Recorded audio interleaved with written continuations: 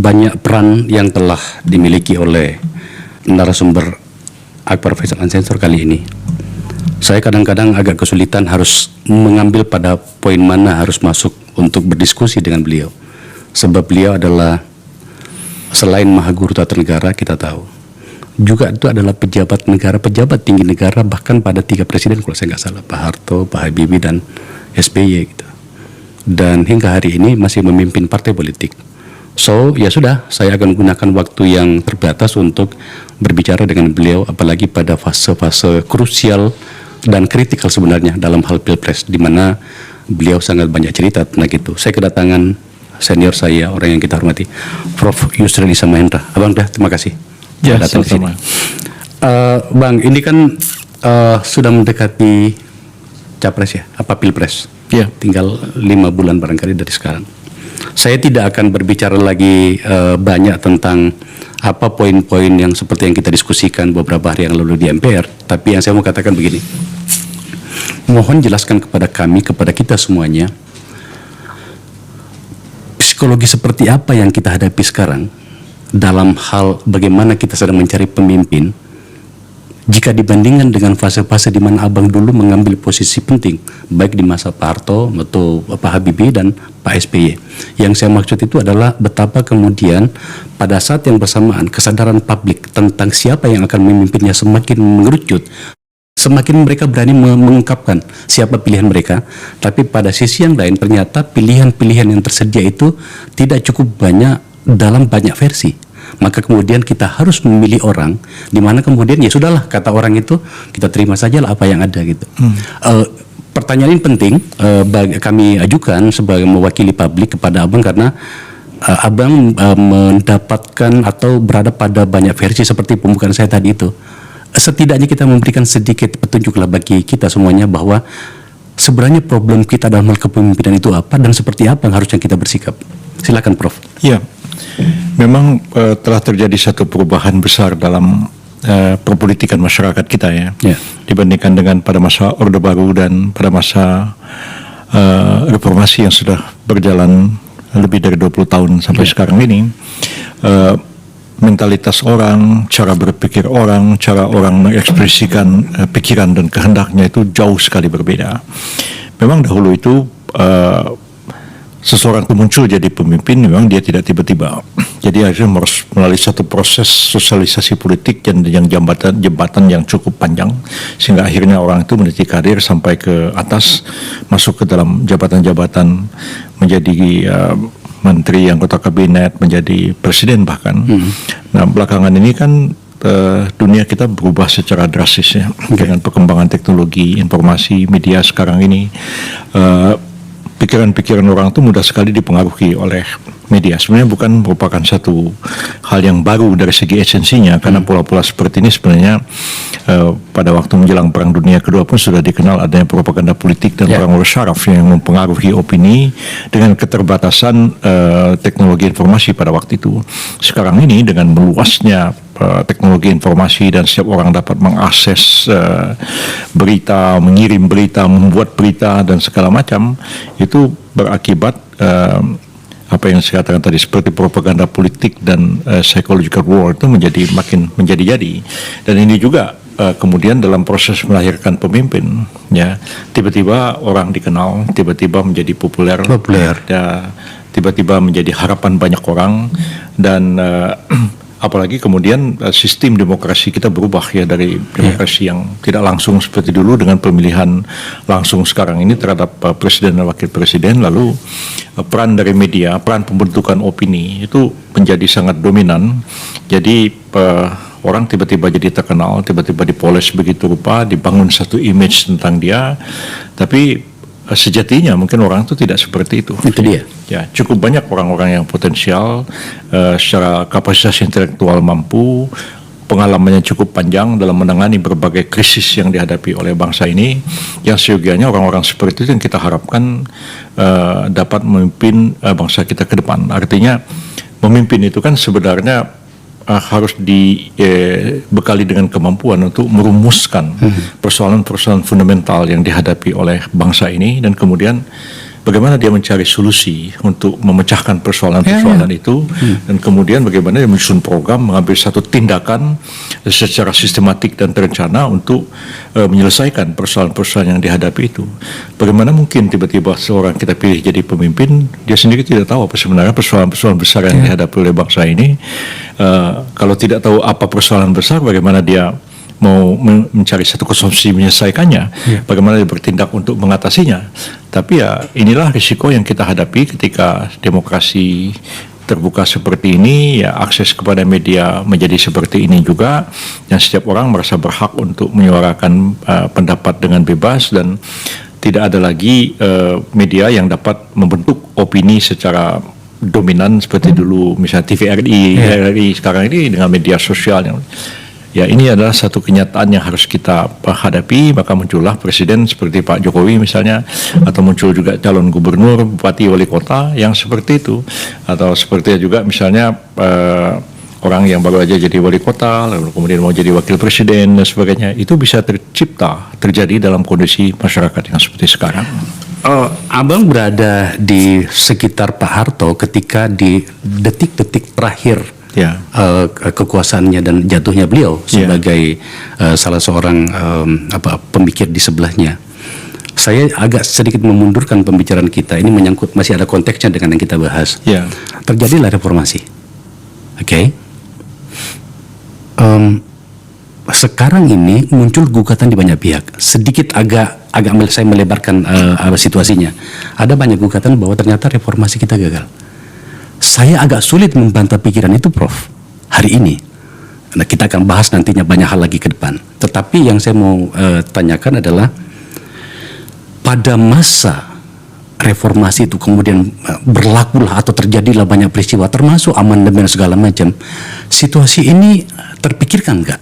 Pertanyaannya mungkin sedikit agak menyederhanakan masalah, tapi ada banyak orang pengen melihat kearifan kita bahwa ternyata kita barangkali salah merancang di masa itu.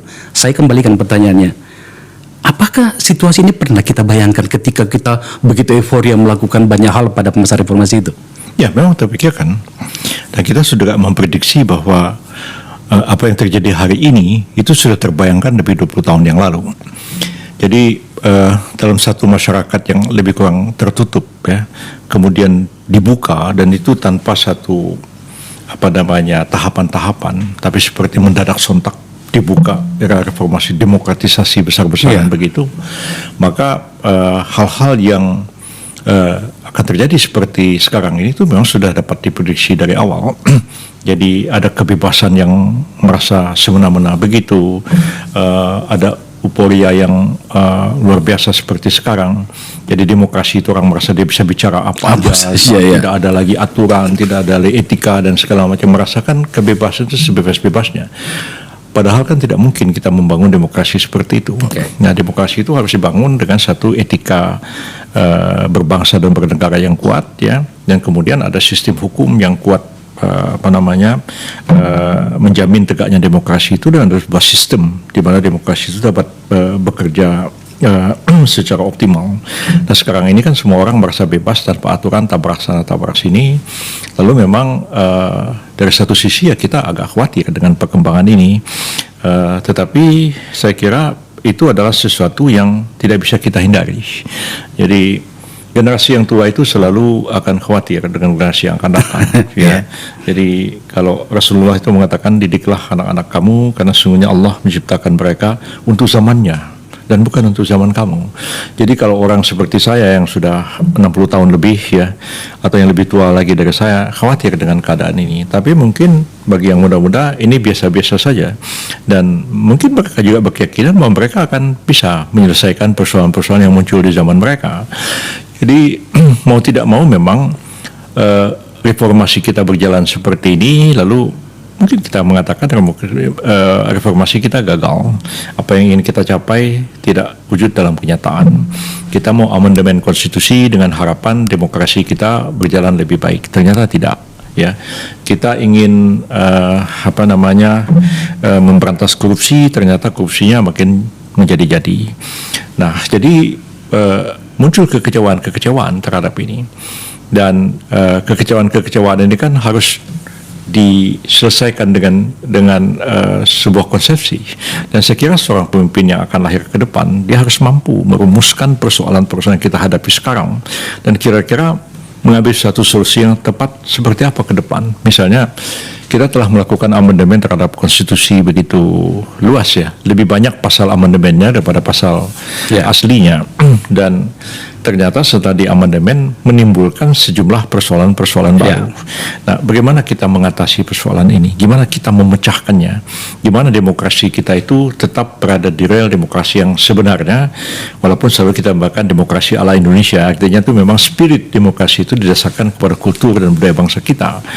Nah, kalau tidak ada konsepsi sama sekali, ya saya pikir akhirnya ya seperti amandemen 45 lah, terlalu banyak ide-ide Amerika Serikat tentang check and balances, tentang impeachment yang diadopt begitu saja tanpa juga memahami hakikat demokrasi dan sistemnya di Amerika Serikat dan juga tanpa memahami hakikat demokrasi yang ada di negara kita. Betul. Nah, ketika dicangkokkan begitu aja, ternyata banyak persoalan-persoalan baru yang muncul di dalam. Kita mulai kebingungan juga sebenarnya bersikap gitu di dalamnya. Saya agak menyelam dikit, Prof. Sekarang muncul 3 nama untuk capres. Saya mencoba mengikuti logika yang Pak Prof tadi sampaikan kepada kita, bahwa pemimpin ke depan itu setidaknya memahami problem secara nyata, mendasar, dan kemudian menawarkan cara pandang untuk menjadi jalan keluar bagi kita semuanya. Betul. Ada 3 nama sekarang. 3 nama ini berbeda generasi. Ada yang duanya satu generasi, Ganjar dengan Anies. Kita harus menyebut nama sekarang supaya kita mulai membiasakan gitu ya. Kita mengkritisi sesuatu secara real sebagaimana adanya. Satunya lagi generasi yang lebih tua dari keduanya. Tapi bukan itu yang saya mau tanyakan. Kalau kemudian kita ditanya, forum ini ditanya oleh publik, Pak Prof menjawab apa yang harus mereka selesaikan dulu sebagai bagian dari menjawab masa depan, di mana tadi Pak Prof mengatakan ya memang ternyata kita melakukan beberapa hal yang mungkin saja tidak cukup baik untuk masa depan dari reformasi itu tadi. Apa yang harus mereka lakukan, Prof, sebagai langkah awal? Yang paling pertama mereka lakukan sebenarnya bukan kita bicara keterpilihan seseorang, tapi kita bicara apa konsepsi yang dia miliki dan apa yang dia tawarkan kepada masyarakat dalam memecahkan persoalan-persoalan ini.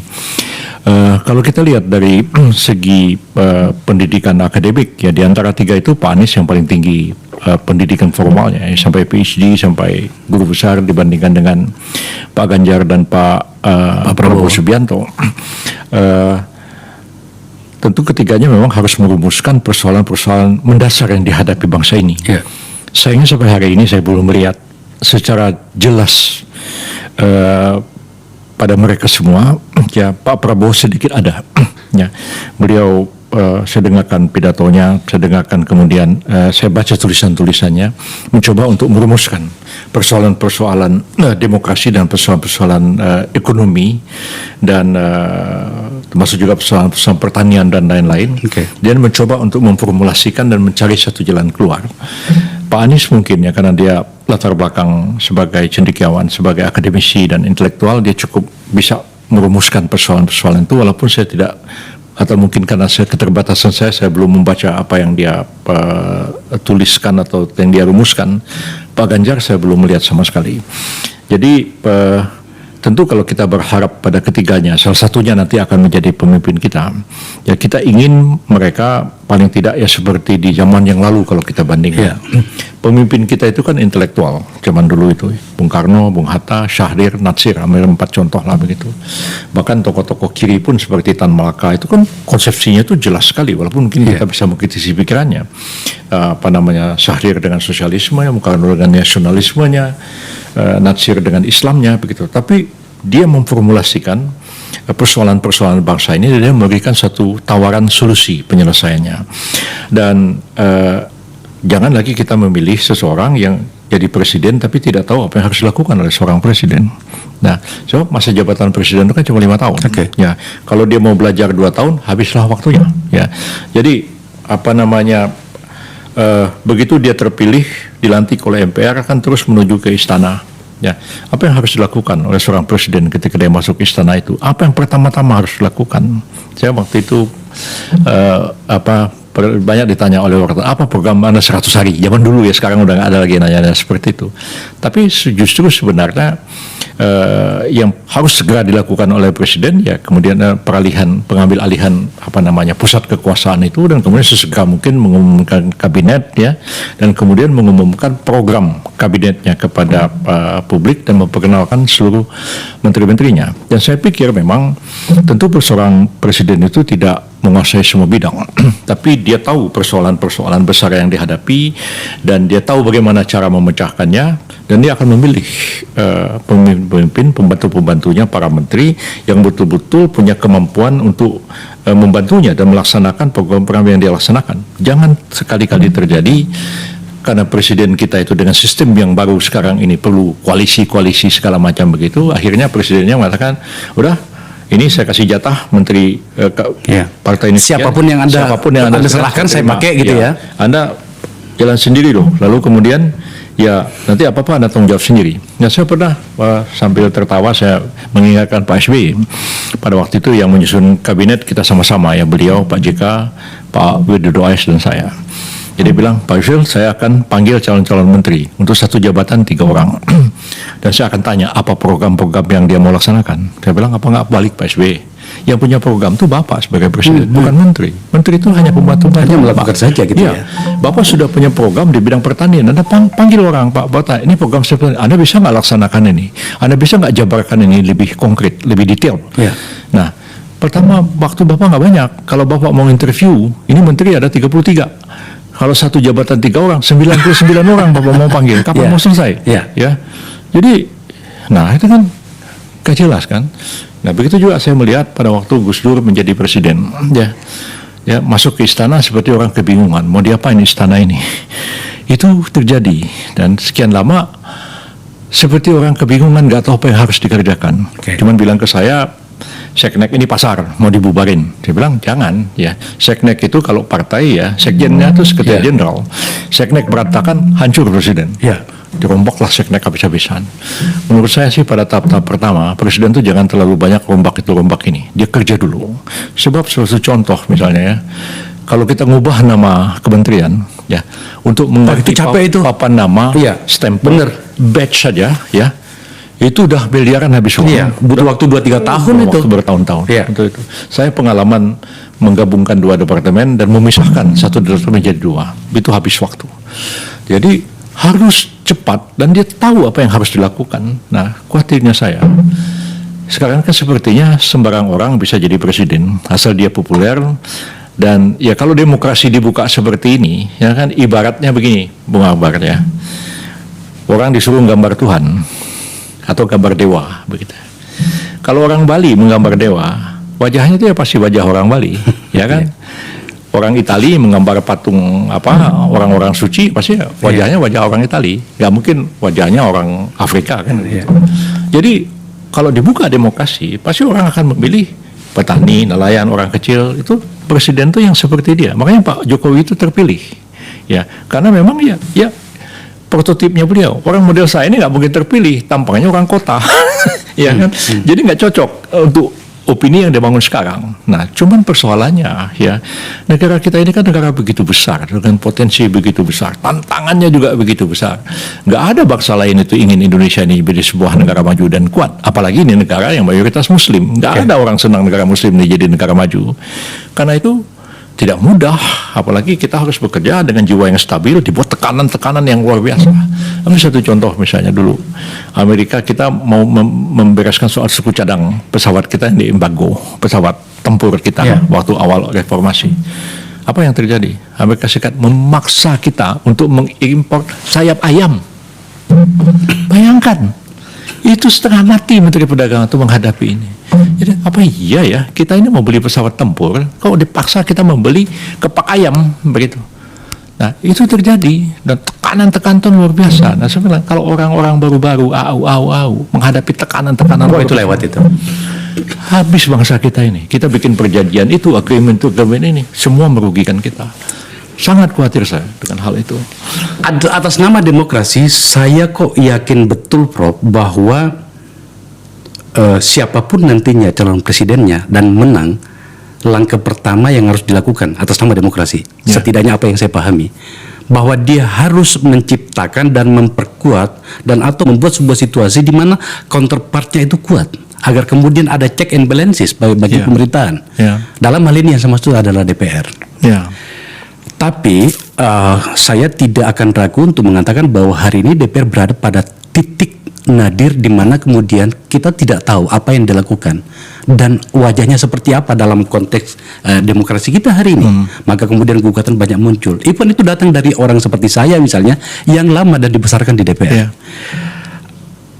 Pada situasi itu dengan lintang pukang wajah koalisi dan segala macam, memungkinkan nggak itu akan dilakukan oleh salah satu dari 3 orang yang akan memenangkan capres nantinya, Prof? Kalau saya melihat begini, mungkin Prabowo ada sedikit lebih, walaupun minta maaf saya kalau dikatakan agak subjektif pikiran saya. Tapi pertimbangan saya juga pada waktu itu memutuskan kenapa kita support beliau, itu karena memang untuk menjadi memimpin negara ini, menurut saya itu 2 persyarat harus dipenuhi. Ada pengetahuan, ada pengalaman.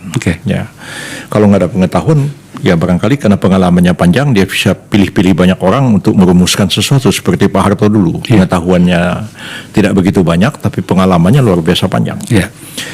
Nah, yang pengalaman itu penting. Dan saya pikir Pak Prabowo itu cukup lama dia menangani persoalan-persoalan terkait dengan kemiliteran dan pertahanan. Nah, pertahanan ini kan bukan artinya pertahanan fisik, tapi juga menyangkut segala macam begitu.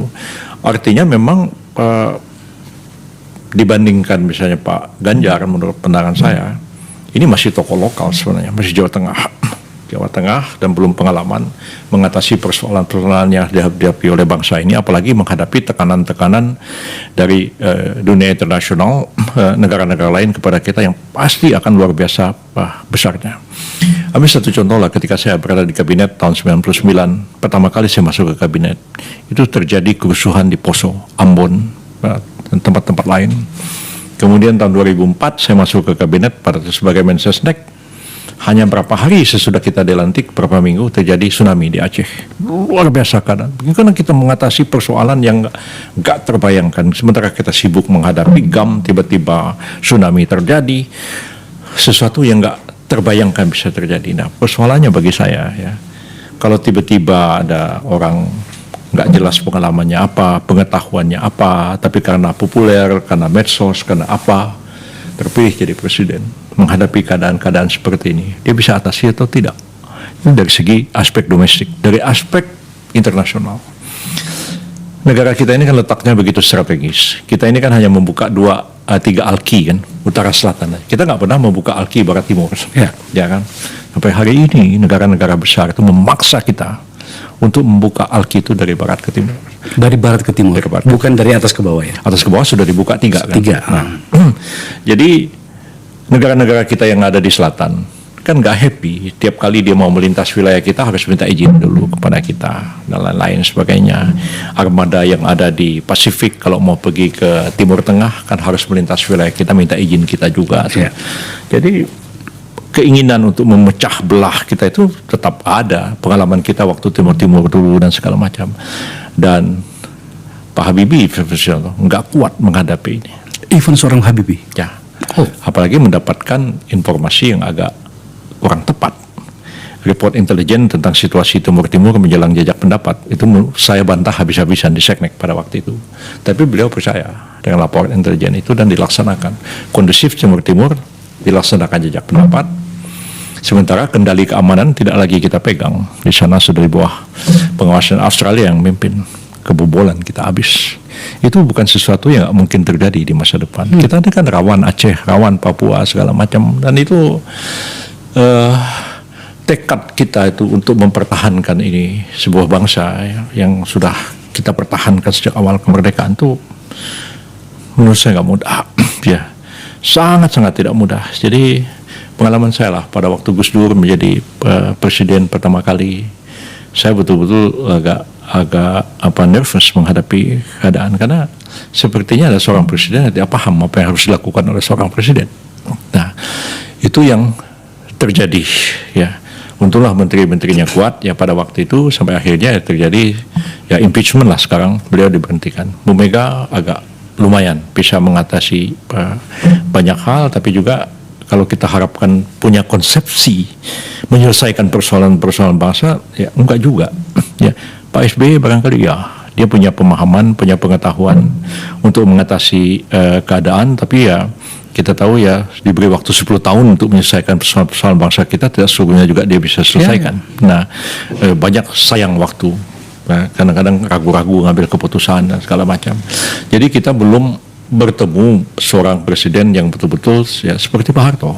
Ya, saya katakan ya, walaupun kritik orang terhadap Pak Harto begitu banyak ya, sama juga kritik orang Filipina terhadap Marcos. Tapi setelah Pak Harto tidak jadi presiden, Marcos tidak jadi presiden, orang mendambakan ya lebih enak zaman Pak Harto ya, lebih enak zaman Marcos ya. Walaupun kita tahu juga banyak yang nggak enaknya juga zaman beliau itu ya. Nah, banyak kritiknya juga ya. Kalau saya kan bisa menyampaikan langsung pada Pak Harto pada waktu itu apa yang saya anggap tidak benar, dan Pak Harto selalu dengar begitu. Nah, akhirnya apa yang terjadi di Filipina kan anak Marcos jadi presiden lagi. Tapi kalau di sini ya jangan anak Pak Harto jadi presiden. Tentu akan menimbulkan banyak masalah baru bagi kita, karena memang anak Pak Harto tidak seperti anak Marcos. Anak Marcos terlatih dalam politik, ada Aimi, ada yang sekarang ini si Bongbong begitu. Bongbong. Anak Pak Harto kan tidak, lebih banyak bisnis. Tiba-tiba kalau kembali ke politik ya di samping pendukungnya juga nggak ada, tapi kemampuannya juga ya sangat diragukan untuk itu. Ya, satu pertanyaan lagi menyangkut poin DPR, Prof, karena sungguh-sungguh saya tidak melihat ada ruang bagi publik, kita bacanya rakyat ya, untuk mengadukan problemnya, berbicara dengan wakilnya kecuali DPR. Oke. Maka kemudian pada saat Anda tampil di Mahkamah Konstitusi, saya baca sampai 4 kali argumen Anda itu pada masa itu, Prof. Dan saya katakan dan saya sampaikan pada teman-teman, menurut logika intelektual saya yang terbatas ini, enggak mungkin dilawan pikiran seorang Yusril Iza Mahendra untuk proporsional tertutup itu loh. Iya. Begitu ya. Karena itu kan sebenarnya adalah koreksi kita apa kesalahan di masa lalu kalau kita menyebutnya kesalahan. Betul. Kesalahannya ya sekarang terlihat nih. Ada Tempo mengatakan dari 575 anggota DPR yang sekarang itu ada 262 pedagang. Apakah pedagang itu problem? Mungkin ya, mungkin tidak. Tetapi saya kembali pada poinnya, ketika Anda bersaksi di depan Mahkamah Konstitusi, saya mengatakan begini, pasti Mahkamah Konstitusi akan menerima ini. Apalagi namanya argumennya Pak Yusril. Dan kemudian kita akan terselesaikan pada satu masalah. Ternyata enggak. Ditolak. Dan kemudian pada Februari yang akan datang kita akan memilih lagi dengan format yang sama. Apakah kemudian problem yang kita sedang bicarakan ini tidak akan kembali, sebab ternyata situasinya sama yang kita bawa dalam hal ini DPR di hadapan presiden yang bahkan sejak dari awal Prof mengatakan kalau dia tidak kuat, dia tidak memahami problem, dia akan menghadapi masalah. So sebenarnya kita bergerak ke depan nggak sih sebenarnya, Prof? Ya, betul apa yang Akbar katakan itu, bahwa sesudah pemilu nanti dilantik anggota DPR itu nggak akan banyak berbeda dengan DPR yang ada sekarang. Ya, mungkin salah satu faktornya ya terbuka tertutup itu. Tapi tentu ada juga faktor kualitas dari para anggota itu sendiri. Saya mengakui di zaman Akbar jadi anggota DPR, luar biasa anunya, kiprahnya, suaranya tuh terdengar begitu. Rakyat pun juga datang mengadu ke DPR. Sekarang ini mungkin setelah media sosial begitu merebak ya, orang dapat mengemukakan sesuatu melalui media sosial dan lain-lain, sehingga tidak banyak rakyat itu berbondong-bondong ke DPR mengadukan nasib yang mereka hadapi seperti yang terjadi pada waktu-waktu yang lalu. Nah sebenarnya seorang presiden itu bukan hanya memikirkan tentang eksekutif, tentang dirinya, tapi juga dia membangun negara ini. Menurut saya bukan hanya DPR, ya juga sangat penting tuh keberadaan dari Mahkamah Agung dan Mahkamah Konstitusi. Ya. Ini persoalan sangat serius ya, sejak zaman Bung Karno, Pak Harto sampai sekarang tuh persoalan hukum di negara kita ini. Bolehlah kita mengatakan Pak Jokowi itu ya dia membangun infrastruktur, dia membangun ekonomi, kita bisa bertahan di tengah badai krisis Covid segala macam. Tapi dalam membangun hukum, menegakkan hukum, saya kira apa yang terjadi di era Pak Jokowi itu tidak lebih maju dibandingkan dengan era-era sebelumnya. Nah, padahal ya tidak mungkin sebuah negara itu akan melompat maju ke depan tanpa membenahi hukum yang pasti dan adil. Saya pikir itu sebabnya ya kalau kita mau sederhana ya. Kenapa Malaysia yang merdeka tahun 58 bisa meninggalkan kita yang merdeka tahun 45? Ya karena orang Melayu itu berpikir legalistik, halal haram, wajib, begitulah ya. Lalu kemudian dia dijajah Inggris mewarisi tradisi hukum. Kita di sini sangat sofistik dalam beragama. Lalu kemudian oleh hukum Belanda yang selalu bertabrakan dengan hukum Islam dan hukum adat, kita kacau balau ketika merdeka dan sampai hari ini kepastian hukum kita itu tidak ada. Dan saya kira tentu presiden kita ada separation ada pemisahan yang tegas antara eksekutif yudikatif, tetapi bagaimanapun seorang presiden harus memikirkan itu. Dia nggak bisa mendikte Mahkamah Agung atau Mahkamah Konstitusi, tapi harus melakukan koordinasi. Kalau hukum centang perenang, yang kena saya juga sebagai presiden, kan dia harus bicara seperti itu sebenarnya. Jadi saya kira di zaman Bu Mega itu sebenarnya kan sudah terjadi reformasi cukup besar-besaran yang membenahi TNI Polri, membenahi Kejaksaan Agung, membentuk KPK, undang-undang kekuasaan kehakiman yang baru dan lain-lain. Tapi akhirnya setback lagi ke belakang sekarang. Ya penegakan hukum kita sangat-sangat mengecewakan ya. Suap menyuap masih terjadi di banyak tempat ya, dan itu susah kita untuk melompat maju ya. Nggak mungkin ada investasi berjalan dengan baik di sini kalau kepastian hukum tidak ada ya. Itulah yang harus. Jadi saya pikir memang tidak harus bahwa seorang presiden itu seorang sarjana hukum yuris seperti kita kan enggak, tapi paling tidak dia punya concern terhadap persoalan hukum. Ya zaman Pak Harto dulu hukum itu paling bawah ya, di atas BKKBN di zamannya Pak Harto. Nah sekarang sih sudah lumayan anggaran pembangunan di bidang hukum, tapi masih sangat perlu dikencangin betul terhadap hal ini. Kalau enggak itu perangkatnya dibangun, ekonomi kita enggak akan bisa melangkah maju. Orang tetap ragu. Sama kayak IKN sekarang. Orang ragu kan, pemerintah terpaksa investasi lagi, bikin itu, bikin ini pakai dana APBN. Karena kalau swasta datang mau invest di IKN selalu tanya kepastian hukum dan kepastian politiknya. Kepastian hukum nggak jelas, kepastian politiknya kalau Pak Jokowi nggak presiden lagi ini barang jalan atau tidak? Nah itu. Saya tiba-tiba ingat untuk merespon soal hukum ini, Prof. Saya mendengarkan dan membaca pidato presiden pada tanggal 16 Agustus yang kemarin. Dari semua pidatonya itu mulai dari alinea pertama basa-basinya kemudian sampai pada mendekati akhir itu semuanya ekonomi. Hanya sedikit bicara tentang hukum, tentang apresiasi terhadap lembaga Mahkamah Agung dan seterusnya. Pada bagian itu akhirnya kemudian saya mengatakan, oh iya, ternyata memang tampaknya presiden tidak cukup punya waktu barangkali atau concern untuk mengurusin itu, seperti yang Anda barusan katakan tadi. Maka tentu saja ini akan kita bawa problem ini, kalau kita mau mengatakan problem, kepada calon presiden yang akan datang. Saya balik, tidak berandai-andai sebenarnya, saya punya hitung-hitungan sendiri. Ini kan ada 3 baca pres. Hari ini untuk sementara baru baca pres, bakal calon presiden, belum baca wapresnya. Yang tampaknya ternyata memang menjadi penentu juga pada banyak koalisi. Bahkan pada saat kami ngambal hari ini, hari Kamis, ini ada informasi baru. Tak usah kita ungkapkan, tetapi tampaknya akan ada peristiwa besar. Meski di dalam undang-undang kita mengatakan posisi wakil presiden itu hanya membantu presiden, Prof. Tetapi dalam banyak peristiwa sebenarnya seharusnya wakil presiden itu banyak membantu presiden karena begitu banyaknya problem. Seandainya ini tidak enak sebenarnya, tapi saya punya logikanya. Saya hanya tidak punya waktu untuk menjelaskan secara detail. Seandainya Profesor Yusril Issa Mahendra akhirnya dipinang dan atau diminta dan atau terkondisikan menjadi seorang calon wakil presiden. Hari ini kan PBB itu telah menyatakan dukungan kepada Pak Prabowo. Anda dipilih menjadi calon wakil presiden. Maka tidak apa-apa, Prof. Meskipun ini bukan kampanye, tapi orang pengen tahu, sudah saatnya kita berbicara terbuka pada publik. Apa yang akan Anda lakukan kepada presiden yang Anda dampingi dengan begitu banyak problem yang ada? Sebenarnya secara normatif kan Undang-Undang Dasar 45 itu menggunakan kata-kata dibantu. Presiden dibantu oleh seorang wakil presiden. Presiden dibantu oleh menteri-menteri negara.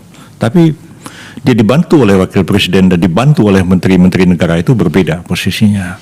Kalau menteri itu ya memang ada tanggung jawabnya sendiri dan diangkat diberhentikan oleh presiden. Wakil presiden itu tidak bisa diberhentikan oleh wakil presiden. Ya. Dan dia itu bukan hanya ban serep yang setiap saat harus sedia menggantikan presiden apabila terjadi sesuatu pada presiden. Ya, mungkin itu betul kalau di Amerika Serikat dan betul kalau itu di Filipina. Di Filipina itu dipilih langsung oleh rakyat, tapi presiden dipilih, wakil dipilih. Jadi nggak dipilih sepasang. Kita di sini dipilih sepasang, tapi nggak bisa juga wakil presiden diberhentikan oleh presiden. Nah, betul-betul wakil presiden itu seperti diperankan oleh Pak Hatta di awal kemerdekaan. Pak Hatta itu banyak sekali inisiatif, banyak sekali yang dilakukan, dan Bung Karno percaya. Itulah yang disebut dengan duit tunggal pada waktu itu. Walaupun tahun 50-an mulai renggang mungkin karena pengaruh dari PKI pada waktu itu yang ingin mendiskreditkan Hatta dan mengambil hatinya Bung Karno. Itu yang terjadi pada waktu itu. Jadi kalau saya terpilih sebagai wakil presiden, yang saya tawarkan kepada beliau adalah saya akan membantu betul membenahi lembaga-lembaga negara kita ini, dan kemudian membangun sistem hukum yang benar di negara kita ini, dan memastikan langkah-langkah presiden itu konstitusional dan tidak nabrak segala macam peraturan perundang-undangan yang ada. Nah, sebenarnya dulu waktu saya jadi Mensesnek saya banyak melakukan itu, dan Pak SBY sangat aman, ya, karena tidak mungkin SBY itu melakukan kesalahan dari soal-soal administrasi kecil-kecil. Dia sangat detail ya. Ya, saya koreksi segala sesuatu sangat detail, bahkan pidatonya pun saya yang bikin juga pada waktu itu, ya. Pak JK pun sempat saya ingatkan karena Pak JK mau membuat keputusan wakil presiden. Saya bilang, Pak Yusuf, tidak ada yang namanya keputusan wakil presiden. Yang ada tuh keputusan presiden. Jadi seperti ini ya, formasinya seperti ini. Keputusan Presiden Republik Indonesia, di bawahnya wakil presiden. Pak Yusuf tanda tangani, karena presiden sedang di luar negeri. Segala macam, saya ingin memastikan segala tindakan itu korek. Gak ada celah. Jadi saya ingat pada waktu itu Pak Murdiono mengatakan pada saya, dia bilang, Pak Murdiono sambil bercanda mengatakan, Bung Yusril, presiden itu kan tidak tahu apa-apa. Ya, tahu ini kan Mensesnek. Dia bilang, tapi kalau presiden itu salah, yang digantung itu Mensesnek. Saya betul-betul diajari sama Pak Mul, dan saya kerja teliti banget pada waktu itu. Nah, jadi kuncinya itu sebenarnya presiden itu ada wakil presiden yang kuat dan ada Mensesnek yang kuat. Semua surat, semua dokumen itu kan di paraf Mensesnek maju ke presiden. Nggak boleh ada kesalahan sedikit pun di situ. Kalau ada salah hancur semua. Nah, ya itu kan sudah terjadi awal-awal Jokowi kan. Nah, ya banyak kesalahan-kesalahan terjadi, tapi ya belakangan sudah menjadi lebih baik. Menurut saya presiden itu ketika dia melangkah itu jangan salah di depan. Kalau depan disalah, orang mulai kurang yakin dengan kemampuan dia sebagai presiden. Ya kalau saya jadi wakil presiden, memang persoalan-persoalan ini yang akan saya tangani, dan kalau boleh minta ya Pak, tolong saya dikasih porsi ini. Ya sekarang ini kan Pak Kiai Ma'ruf diberi tugas untuk ekonomi keumatan.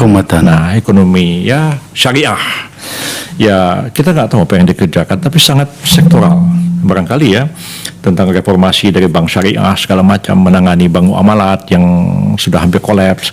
Mungkin ya, tapi tidak terlalu sangat fundamental. Tapi kalau peran yang diberikan pada saya dipercayakan betul untuk menangani persoalan menata kembali kelembagaan negara kita ini. Ya, termasuk juga memikirkan apakah amandemen UUD 45 ini masih perlu dilakukan untuk merapikan yang sekarang, termasuk juga mengkoreksi peraturan perundang-undangan yang ada, termasuk apa yang Anda katakan, bagaimana kita memperkuat DPR. Jangan ada seorang presiden berpikir makin lemah DPR makin bagus ya. Celaka itu. Celaka betul. Ya, dia harus setara dan harus sama-sama kuat begitu. Saya dulu dengan Pak SBY saya sering mengatakan begini, Pak SBY kita ini nggak perlu takut ngadapin DPR ini. DPR ini kan kawan-kawan kita juga. Orang-orang ini sama-sama dengan kita berjuang awal reformasi ini. Gimana Pak Yusril? Dia bilang kita ngadapin DPR itu kan cuma dua, saya bilang kuncinya. Argumentasi, diplomasi, dan argumentasi. Ya teman-teman ini kan diplomatis lah, senyum sini, ketawa-ketawa sini, selesai. Politik ini kan ngomong-ngomong di meja makan, itu satu. Kedua, argumen kita untuk meyakinkan DPR ini. Dan kalau argumen kita meyakinkan mereka, sebenarnya semua akan terima kok. Ya, jadi ini counterpart kita. Dan nanti kalau ada kerjasama yang baik antara presiden dengan DPR, akan kita melahirkan undang-undang yang bagus sekali. Ya, kontrol yang pas dari DPR terhadap jalannya pemerintahan.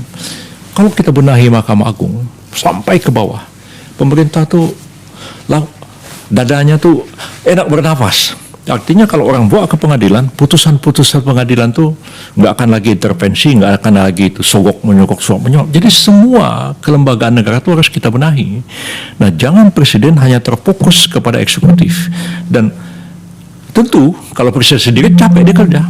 Nah, ya presiden fokuslah kepada persoalan-persoalan pembangunan ekonomi dan lain-lain, urusan-urusan gini biar saya yang benahi. Saya kira persoalan mendasar yang dihadapi oleh bangsa kita persoalan hukum dan penataan kembali lembaga-lembaga negara kita pasca amandemen yang benar itu seperti apa.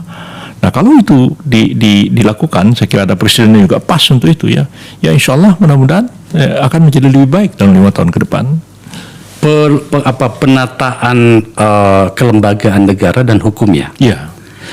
Maka saya harus menanyakan soal yang agak krusial ini, Prof. Karena tadi kita bicara tentang soal capresnya. Ya. Dalam situasi kita ada muncul sebuah frame, bukan frame malah sudah disepakati sebagai sebuah keniscayaan tentang seorang presiden, tetapi sebenarnya dia hanya adalah perpanjangan tangan dari partai, di mana dia diusung oleh partai itu. Bahkan ada namanya itu petugas partai. Oke.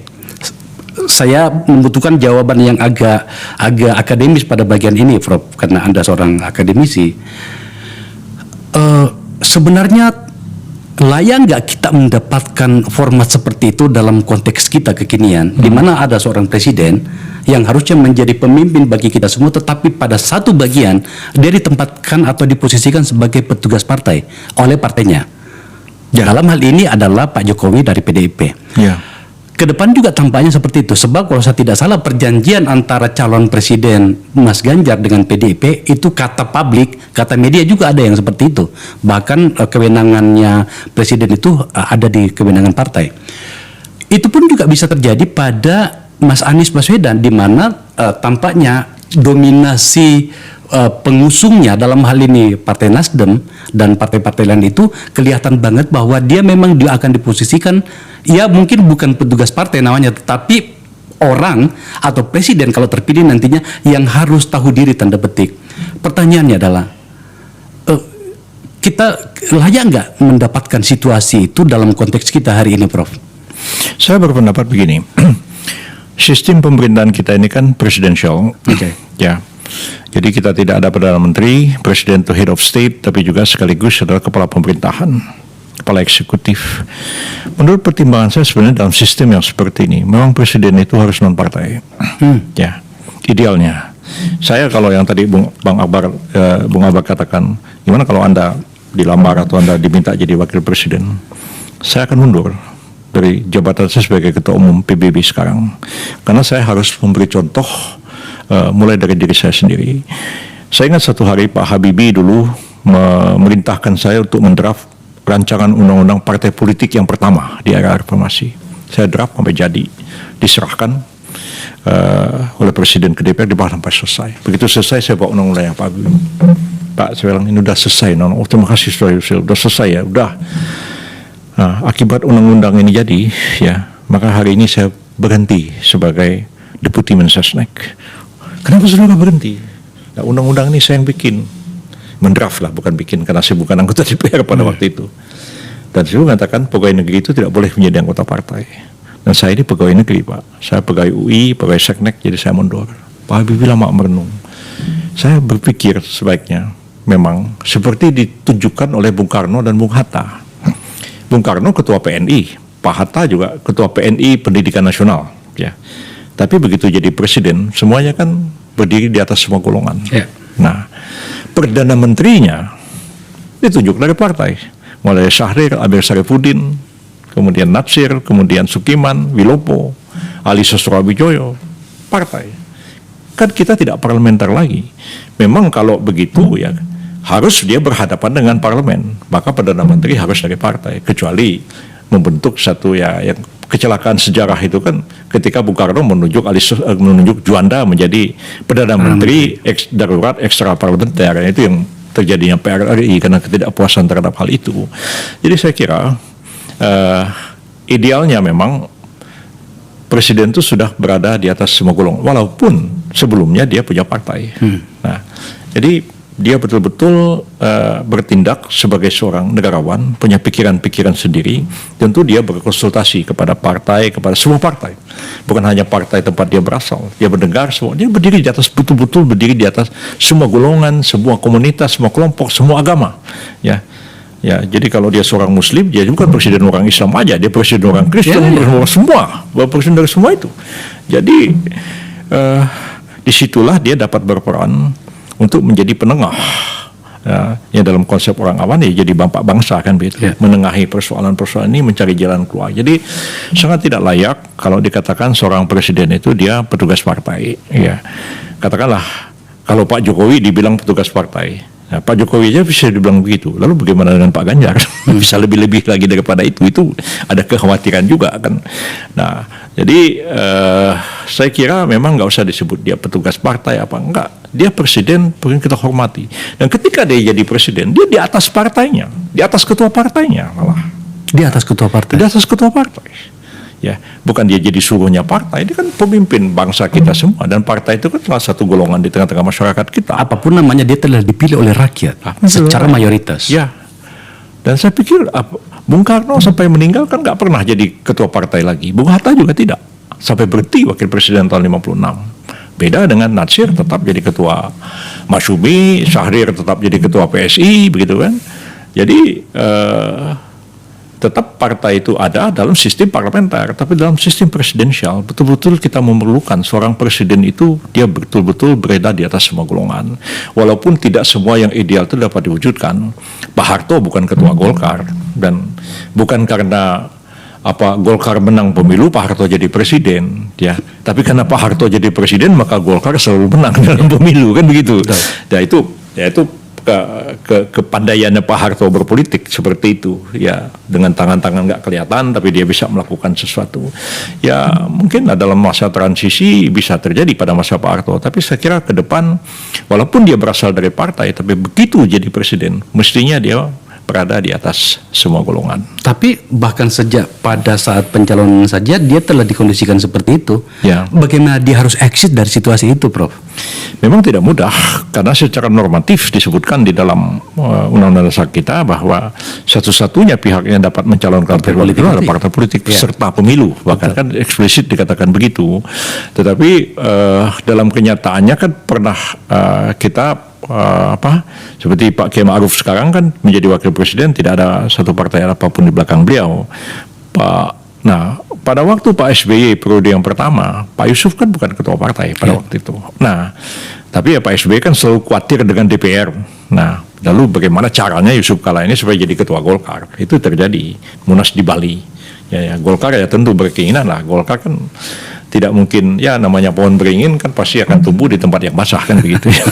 Jadi ya bagaimana caranya Yusuf Kala ini jadi ketua Golkar, SBY untung dapat dukungan parlemen, Golkar untung ada penguasa jadi ketua Golkar. Ya udah ada simbiosis seperti itu yang terjadi. Jadi tapi saya pikir ya pengalamanlah kita ya, terhadap apa yang terjadi beberapa tahun belakangan ini ketika Pak Jokowi itu dikatakan dia petugas partai, terus dia Gibran pakai baju di belakangnya petugas parkir katanya kan begitu. Jadi ini kan jadi nggak baik juga bagi kita berbangsa dan bernegara. Ya kita hormati seorang presiden, dan saya tuh selalu pikiran gini Bung Akbar ya. Presiden itu kan ya manusia ya, bisa aja dia berbuat salah, bisa aja dia buat kekeliruan. Ambillah contoh Pak Harto ya. Saya urusin betul bagaimana Pak Harto itu berhenti sah dan konstitusional. Ya banyak yang marah sama saya karena ingin memperlakukan Pak Harto itu seperti yang belakangan terjadi pada Saddam Hussein, diseret-seret, dibunuh tepi jalan. Saya bilang enggak ya. Bagaimanapun presiden itu tetaplah kita hormati sebagai seorang presiden. Kita jaga harkat dan martabatnya. Nah jadi ini sangat penting, dan itu juga perlu dipikirkan oleh seorang presiden, karena jangan orang nih sekarang nih yang tiga orang ini mau jadi presiden, dia harus berpikir kalau mau jadi presiden aja itu urusannya lembaga survei, urusannya medsos. Tapi pertanyaannya, begitu dia jadi presiden, apa yang dia harus kerjakan dan dilakukan? Kalau dia sudah jadi presiden, apa yang akan terjadi apabila dia sudah tidak jadi presiden lagi? Nah, kalau sudah nggak jadi presiden lagi, dosa-dosanya kan mulai diungkapkan orang. Nah, dan itu nggak jadi sederhana. Cukup banyak di negara-negara lain ada mantan presiden diadili segala macam, bahkan dihukum mati, kan begitu. Nah, itu harus dipikirkan, menjaga kontinuitasnya itu. Itu pertanyaan saya yang terakhir kepada Anda, Prof. Ya. Ini menyangkut dengan Pak Jokowi. Ya. Di forum ini saya telah menetapkan sebuah standar bahwa katakan baik apabila itu baik, katakan tidak apabila ternyata itu tidak. Ya. dalam hal kinerja Pak Jokowi, kita bicara tentang kinerja, Ya. karena kami selalu mengukur ini dari sisi kinerja. Saya mengakui bahwa apa yang telah dilakukan Pak Jokowi setidaknya pada bidang pembangunan fisik, infrastruktur segala Ya. macam, kita harus memberikan pengakuan itu. Ya, luar biasa ya. Luar biasa. Menurut saya 10 tahun pemerintahan Pak Jokowi itu menutupi barangkali puluhan tahun apa yang harusnya dilakukan oleh Pak Harto malah. gitu kan. Betul. Kita berikan pengakuan itu. Tetapi pada bagian lain kita sudah bahas tadi, Ya. dalam penegakan hukum itu banyak celah, banyak lubang yang kemudian melukai kita sebagai sebuah bangsa. Itu adalah masalah. Ini berhubungan dengan ketika dia harus turun. Tadi agak merinding saya, Prof. Yusril mengatakan saya begitu menjaga Pak Harto ketika harus berakhir. Jangan sampai seperti terjadi di luar, Ya. diseret-seret. Hari-hari ini banyak gugatan yang muncul kepada Pak Jokowi yang dihadapi dengan tenang. Macam-macam lah, ada kasus IKN lah segala macam, mulai di utak-atik gitu ya. Ya. Itu problem yang lain lagi. Nah, menyangkut dengan pertanggungjawaban nantinya, sebab dia bukan ketua umum partai, Bang. Ya. Di mana kemudian dia secara politik tidak bisa menjaga dirinya. Ya. Secara politik karena dia tidak punya partai. Ya, dia punya partai tapi dia bukan ketua umum lah misalnya. Beda dengan SBY yang ketua umum di Partai Demokrat gitu. Ya. Saya tidak nyaman bertanya, tapi ini publik pengen tahu. Secara konstitusional, Pak Jokowi akan menghadapi risiko apa kelak ketika nanti tidak lagi sebagai presiden? Beruntungnya Pak Jokowi itu karena tidak ada lagi pertanggungjawaban presiden kepada MPR. Oke. Nah, mungkin Anda ingat pada waktu Pak Habibie kan, Ya, ditolak. di luar dugaan kita bersama, tiba-tiba pertanggungjawaban Pak Habibie ditolak oleh MPR, dan itu menimbulkan implikasi yang luar biasa politik terjadi pada waktu itu, dan saya ada di pusaran pertarungan politik pada waktu itu. Nah, Pak Jokowi ini tidak akan ada pertanggungjawaban, artinya selesai jabat presiden, nggak ada pidato perpisahan, nggak ada. Kemudian MPR melantik presiden yang baru, bahkan serah terima antara presiden baru dan presiden lama pun tidak ada. Ya. Yang menurut saya justru itu harus dilakukan oleh presiden lama, menyerahkan kunci istana lah kepada presiden yang baru, kira-kira seperti itu. Nah, pertanggungjawaban kepada partai memang tidak, kan secara formal pertanggungjawabannya kan kepada rakyat secara langsung, kalau dulu kepada Iya. MPR yang memilihnya Iya. secara langsung. Sekarang rakyat yang Ya. memilihnya. Kecuali partainya itu ada konflik dengan presidennya.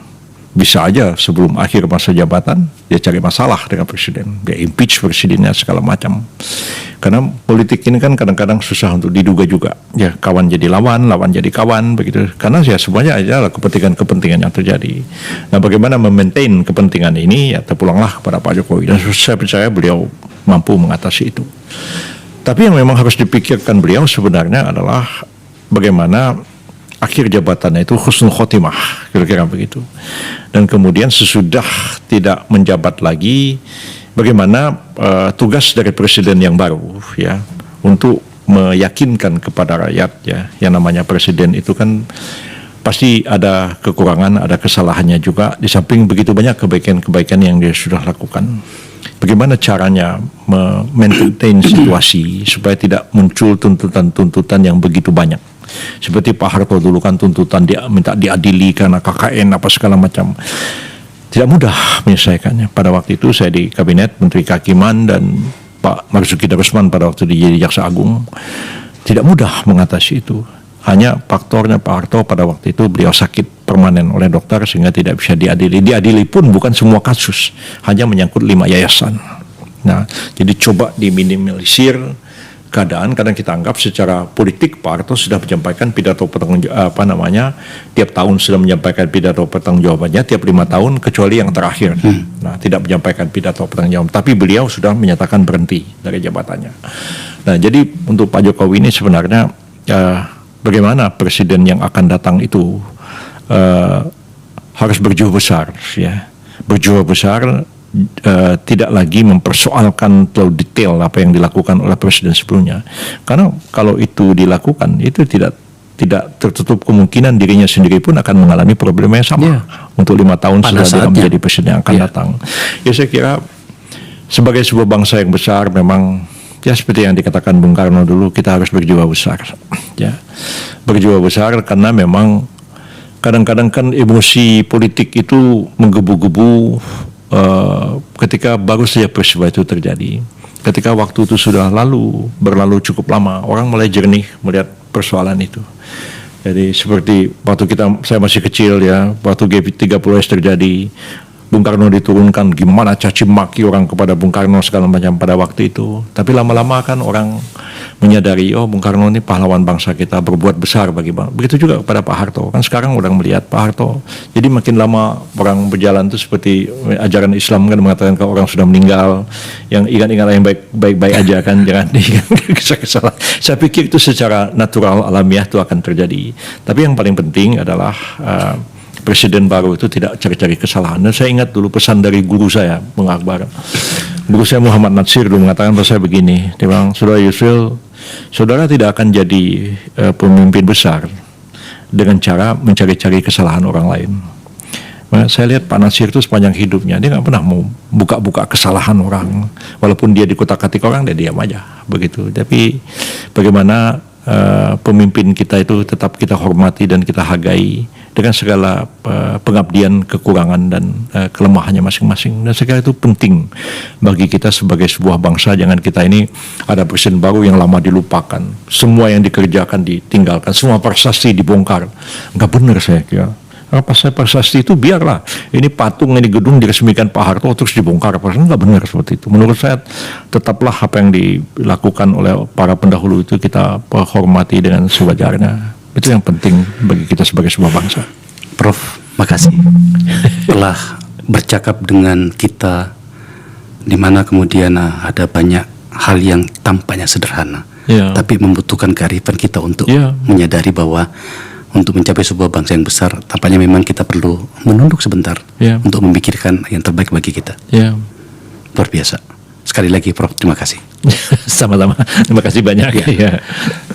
Pemirsa, saya terbawa suasana pada diskusi ini. Mungkin karena saya berbicara dengan senior saya, bahkan guru saya sebenarnya. Ada banyak catatan. Beliau adalah pelaku sejarah, bahkan hari ini masih berada pada pusaran itu. Dia ketua umum partai seperti yang saya sampaikan tadi. Dia masih dihitung dengan seluruh pikiran-pikirannya. Tempat ini untuk bercakap, dan hari ini kita bercakap dengan seorang yang layak untuk kita dengarkan.